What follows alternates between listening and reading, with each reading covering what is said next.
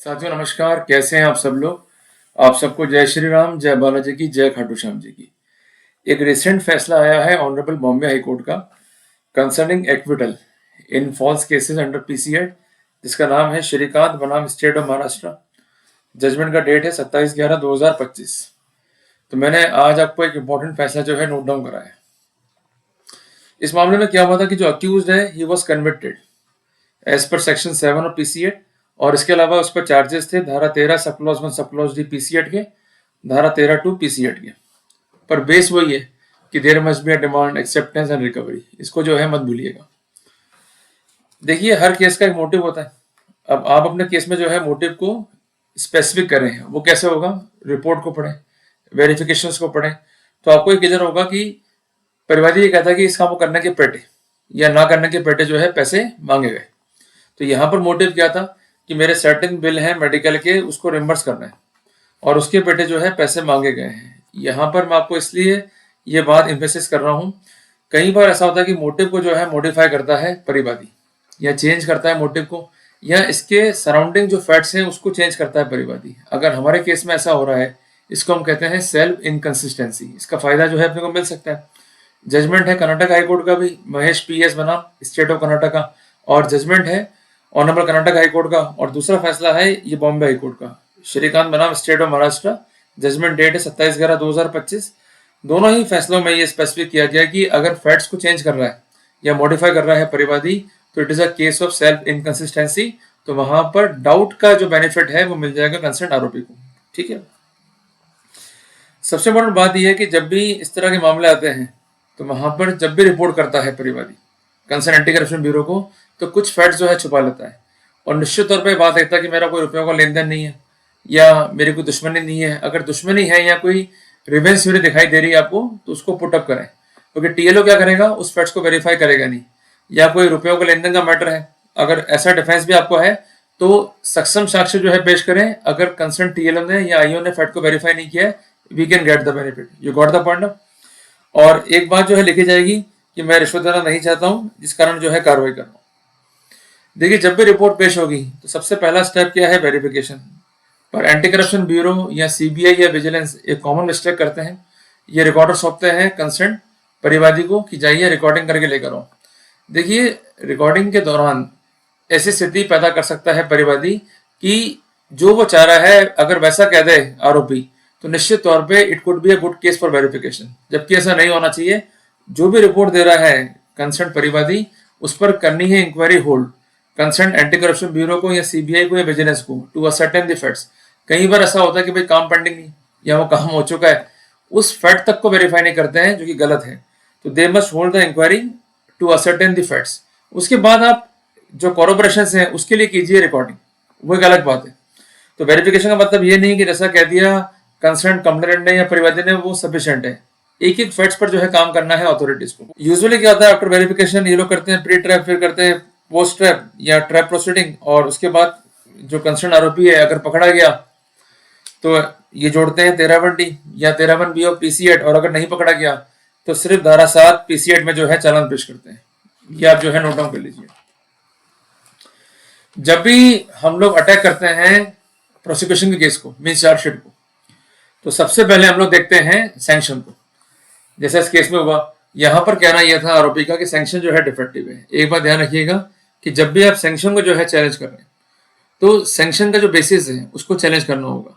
अगर draft sanction है किसी केस में और उसके आधार पर सैंक्शन जारी की गई है, तो कई बार व्यू ये भी है कि इससे क्या फर्क पड़ गया, ये तो बेसिकली और अच्छा काम हो गया। पर हमको ये शो करना है कि सैंक्शन जो है वो साइक्लोस्टाइल्ड है या एप्लीकेशन ऑफ माइंड नहीं हुआ है, तो उसके लिए जो भी फैक्ट्स थे सामने अथॉरिटी के वो कंसिडर नहीं हुए। इस बात पे हमको जो है एम्फेसाइज करना है। इसके अलावा मैं हमेशा ही आपको कहता हूँ, आज पुनः आपसे जो है निवेदन करता हूँ, अपना ज्ञापन जो है जरूर सौंपें इन अथॉरिटीज को। अगर आपका डॉक्यूमेंट जो है कंसिडर नहीं कर रहे हैं, they are issuing the sanction in cyclostyled manner even without verifying the pendency of work, without verifying demand, we could get the additional benefit. भाई वो कंसिडर करें या नहीं करें वो एक अलग बात है, पर हमें हमारा ज्ञापन जो है सौंपना है। इसलिए बार बार मैं निवेदन करता हूं आपसे कि आप एक प्लॉजिबल डिफेंस जो है रेडी रखें। वो डिफेंस जो है आपको सबमिट करना है। अगर उस पर जांच नहीं कर रहे अधिकारी या उसका खंडन नहीं कर पा रहे अधिकारी, definitely we are having a very good case. एक बात ध्यान रखिएगा कि डिमांड पर अलग स्पष्टीकरण होगा। अगर एक्सेप्टेंस है तो उसका अलग स्पष्टीकरण है, और अगर रिकवरी है तो उसका अलग स्पष्टीकरण है। 3 बिंदु पर 3 स्पष्टीकरण आपको एक ही डॉक्यूमेंट में इनकॉर्पोरेट करने हैं। ये बहुत इंपॉर्टेंट स्थिति है, इसको जो है आप नोट डाउन कर लो। तो यहाँ पर क्या कॉन्टेंशन था कि जो कंसर्न डॉक्यूमेंट है उनको रेफर किया गया या नहीं किया गया, ऐसा कोई भी रेफरेंस नहीं है। मेडिकल बिल ऑलरेडी जो है रिम्बर्स हो गए, तो उसका मतलब फाइल को देखा ही नहीं गया। इन द एंग्जाइटी सैंक्शन जो है जारी की गई है, it is indication of non application of mind. Apart from that इनका अटैक ये था कि जो कंसर्न परिवादी है और शेडो विटनेस है, यही डायरेक्ट एविडेंस है इस केस में, बाकी जो है हेयरसे एविडेंस है। पर जो डायरेक्ट एविडेंस है इनके बयानों में इनकंसिस्टेंसी है, विरोधाभास है और ओमिशंस है कुछ फैक्ट्स को लेके। तो यहाँ पर कोर्ट ने स्थितियों को ऑब्जर्व किया। तो एक बात ध्यान रखिएगा कि जब भी परिवादी के बयान को आप देखेंगे तो निश्चित तौर पर आप ये पाएंगे कि 60% पार्ट जो है उसकी स्टोरी का वो हूबहू है या मैच खाएगा विद द वेरिफिकेशन रिपोर्ट या विद द कंसर्न रिपोर्ट जो कि उसने दी है इंसेप्शन पे। वेरिएशंस का आएंगे रिगार्डिंग द पेंडेंसी ऊपर और ऐसे फैक्ट्स जो उसके आसपास हैं उन कॉन्टेक्स्ट से। तो एक बात ध्यान रखिएगा कि पहली बार डिमांड कब हुआ, ये काफी हमारे लिए इंपॉर्टेंट है। सब्सिक्वेंट डिमांड जो है कब हुआ, ये इंपॉर्टेंट है। क्या डिमांड में कोई नेगोशिएशन हुआ है, ये इंपॉर्टेंट है। और किन किन पॉइंट्स पे स्टोरी को डाइवर्ट करा है कंसर्न परिवादी ने, ये हमारे लिए इंपॉर्टेंट है। डिले तो नहीं है इन लॉजिंग ऑफ रिपोर्ट, ये भी काफी इंपॉर्टेंट है। कॉरोबरेटिंग वैल्यूज क्या है उसके स्टेटमेंट की, या इसके अलावा जो कंसर्न गवाहान रिकॉर्ड पर है जो क्लेम करते हैं कि we are also the direct evidence to the incident, उनका कॉरोबरेशन क्या है, ये काफी इंपॉर्टेंट है। इसके अलावा जो कंसर्न कॉन्वर्जेशन है इसको रिकॉर्ड प्रॉपर्ली किया गया है या नहीं, ये काफी इंपॉर्टेंट है। कहीं ये तो नहीं कि डिमांड के बारे में कुछ सजेशन दे रहा है परिवादी और इंसिस्ट कर रहा है पैसा लेने के लिए। इस कॉन्टेक्स्ट में हम ये भी कंक्लूड कर सकते हैं there is a possibility of false implication. कई बार ऐसा होता है कि पेंडेंसी वर्क नहीं है, यू में पुट अप डॉक्यूमेंट, और डॉक्यूमेंट पुट अप करने से बेनिफिट क्या मिलेगा, वी कुड शो कि ही डिपोज्ड अ फॉल्स फैक्ट और इस फैक्ट को टीएलओ ने या आईओ ने वेरीफाई नहीं किया है। Apart from that we could testify the witness on time variation, on date variation, on location variation. Apart from that उसकी कॉल लोकेशन या सीडीआर जो है इंपॉर्टेंट है। इसलिए मैं आपसे पुनः निवेदन करता हूँ कि सेक्शन 94B एनएसएस का अपने को जो है यहाँ पर एप्लीकेशन देना है कोर्ट को। और एक बात ध्यान रखिएगा, हमें सीडीआर या कॉल लोकेशन मंगवानी नहीं है, means we are not suppose to someone, but हमें रिक्वेस्ट करनी है प्रिजर्व करने के लिए। इसमें एम्पल जजमेंट है कर्नाटक हाईकोर्ट के भी, दिल्ली हाईकोर्ट के भी, वो आपको सपोर्ट करेंगे और आपको उन कॉन्टेक्स्ट में जो है राहत भी मिलेगी। अगर वेरिएशन आ गया कॉल लोकेशन में या कॉल डिटेल्स में तो definitely we could have the benefit. मैं आपको इसलिए कह रहा हूँ कि वो कहेगा भाई मैंने इस टाइम कॉल किया, अगर वो कॉल नहीं है उस सीडीआर में we could get the benefit. कई बार इस बात की पॉसिबिलिटी भी है कि वो संपर्क में है ऑलरेडी किसी एडवोकेट से या एंटी करप्शन ब्यूरो के अधिकारियों से, again on this point we could have a benefit. तो डिफेंस के पास स्ट्रेटेजी है पर उसको प्रैक्टिकली जो है अप्लाई करना होगा। कई बार आपके माइंड में होता है कि भाई हमारे पास पेंडेंसी वर्क नहीं, हम तो बच गए, ऐसा मत करो। आपको एक एक फैक्टर को जो है टेस्टिफाई करते हुए चलना है, ये काफी इंपॉर्टेंट है। इसके अलावा मल्टीपल इंसिडेंट्स हैं रिगार्डिंग वेरिफिकेशन। कई बार ऐसा होता है कि वो रिकॉर्डिंग के हिसाब से आपके पास में आप नहीं मिले या आपको तलाश रहा है, आपको जो है वो खोज रहा है, तो ये साफ साफ इंडिकेट कर रहा है he want to implicate you at any cost. तो ये सारी बातें जो है रिलेवेंट है, इसलिए केस को ध्यान से पढ़ो, एक एक पॉइंट को लेकर जो है एनालिसिस करो और जो भी लीगल पॉइंट है उसके लाइट में एनालिसिस करो और एक प्रॉपर डिफेंस, एक प्रॉपर रिव्यू, एक प्रॉपर सबमिशंस को जो है तैयार करने का प्रयास करो। अगर आप मेहनत नहीं करोगे, होमवर्क अपने केस में नहीं करोगे, there is no one who could help you. Clear है बात है।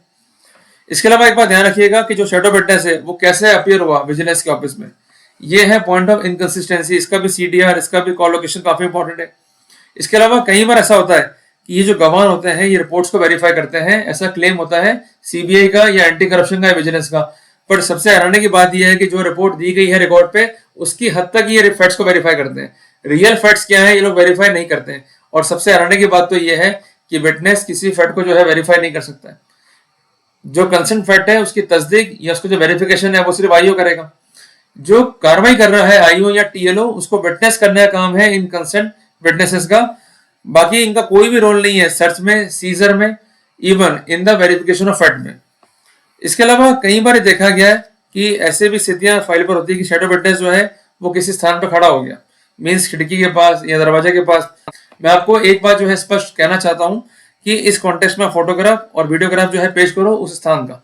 कई बार ऐसा होता है कि जहां खड़ा है कंसर्न विटनेस वो स्थान जो है दिखाई देता नहीं है, जहां पर आप एलएचडी जो है अपनी बातचीत कर रहे हो या पैसों का जो है लेन देन चल रहा है, पर इसके बावजूद भी नक्शा मौके में गलत रूप से वो प्लेस जो है दिखाया जाता है, तो हम डॉक्यूमेंट को डॉक्यूमेंट से ही काट पाएंगे। इसलिए ये इंपॉर्टेंट टिप्स है, इसको जो है ध्यान में रखिएगा। तो जो भी वेरिएशंस इस पॉइंट पर होंगे, जो भी आएंगी इनकंसिस्टेंसी, जो मैंने पॉइंट बताया आपको ऊपर, उस कॉन्टेक्स्ट में विद द शेडो विटनेस, तो वहां पर हमको जो है फायदा मिल जाएगा। कई बार ऐसा भी होता है कि परिवादी जो है वो हो गया हॉस्टाइल, या शेडो विटनेस जो है वो हो गया hostile, we could get the benefit. जहां पर कोऑपरेशन नहीं है या स्टेटमेंट जो है इनकंसिस्टेंट है या फैक्ट्स जो है रिकॉर्ड पर नहीं आ पाए properly, we could get the benefit. एक बार जो है ध्यान रखिएगा कि जो अगला हमारा टारगेट है वो है टीएलओ। टीएलओ कई बार फैक्ट्स को वेरीफाई नहीं करता है, इवन आईओ तक फैक्ट्स को वेरीफाई नहीं करता। इसे बार बार मैं कहता हूं आप सबको कि आप ज्ञापन सौंपो, आपको लगता है मजाक है, क्यों सौंपे, क्या फायदा होगा। अगर पेंडेंसी में वर्क नहीं है, आपने ये फैक्ट इनलाइटन कर दिया आईओ को, और आईओ ने चार्जशीट से पहले भी इस फैक्ट पर कोई भी ध्यान नहीं दिया, फैक्ट को जो है वेरीफाई नहीं करा, we could get the additional benefit. इस बात को जो है विशेष ध्यान रखिएगा। इसके अलावा अगर रिकवरी जो है पहले हो गई करेंसी नोट की और उसके बाद जो है कर रहे हैं फिनोप्थिलिन टेस्ट, तो ये टेस्ट जो है इलीगल है, जिस संबंध में जजमेंट है ऑनरेबल सुप्रीम कोर्ट का एन विजय कुमार बनाम स्टेट ऑफ तमिलनाडु। जजमेंट का डेट है 3 फरवरी 2021। ये काफी इंपॉर्टेंट है, इसको आप जो है नोट डाउन कर लीजिए। कई बार क्या करते हैं एसीटी वाले या कंसर्न अथॉरिटीज ऑफ विजिलेंस की जो सर्च है ये करवाते हैं किसी शेडो विटनेस से या किसी इंडिपेंडेंट विटनेस से, ये प्रोसीडिंग्स गलत है। Search and seizure can not be done by this authorities. उसके लिए जो कंसर्न आईओ है वो ही जिम्मेदार है। इस कॉन्टेक्स्ट में धारा 17 पीसी एक्ट, धारा 105, धारा 185 बीएनएसएस, धारा 26 बीएनएसएस जो है काफी इंपॉर्टेंट है। In addition to this sanction authority का भी रोल काफी इंपॉर्टेंट है। मैं पुनः आपको लिखा रहता हूँ, अगर सैंक्शन मैकेनिकल है, साइक्लोस्टाइल है, we could get the benefit. इस कॉन्टेक्स्ट में इंपॉर्टेंट जजमेंट भी है, जिसका साइटेशन है 2007 वॉल्यूम 11 एससीसी पेज नंबर 273। इसके अलावा जजमेंट है ऑनरेबल सुप्रीम कोर्ट का सीबीआई बना अशोक कुमार अग्रवाल, जिसका डेट ऑफ जजमेंट है 31/10/2013। तो इस केस में आरोपी जो है एक्विटल हुआ इन्हीं पॉइंट्स के ऊपर। इसलिए अपनी फाइल को पढ़िए, नोट्स को रेडी कीजिए, प्लॉजिबल डिफेंस को रेडी कीजिए, और एक्विटल को जो है आप तभी सिक्योर कर पाएंगे जब केस में खुद मेहनत करेंगे। अगर आप किसी और के भरोसे बैठेंगे तो केस लड़ तो पाएंगे पर केस में अपनी विनिंग को सिक्योर नहीं कर पाएंगे। जल्दी मिलते हैं एक नए टॉपिक के साथ। टिल देन जय हिंद, जय भारत।